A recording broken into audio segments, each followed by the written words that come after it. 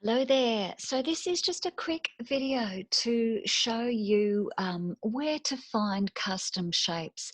You might have noticed since working online at home that we've got a newer version of Photoshop, and unfortunately that means that we've lost access to some of the shapes that we were using in some of the tutorials.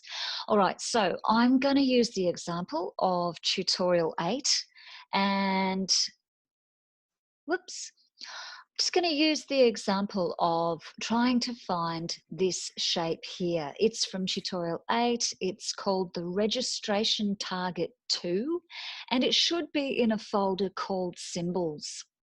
All right, so to access my custom shapes, I come over to my rectangle tool and I right click and go down to the custom shape tool.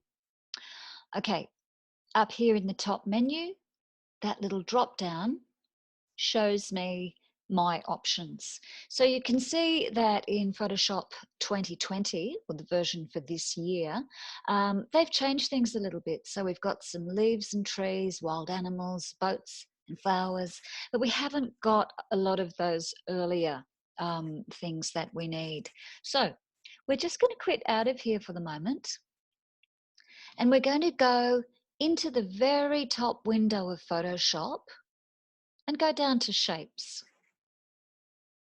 Okay, this gives us a very similar palette to the one that we had open up here, but it is slightly different. So from here, we're going to go to that little hamburger menu, and hopefully you have an option called Legacy Shapes and More. So we're going to click on that, and it's going to add what we call legacy shapes to our shapes palette. So if we open that folder and then open the folder called All Legacy Default Shapes and then Symbols, there you have the one that we need. So that's registration target 2 in the Symbols folder.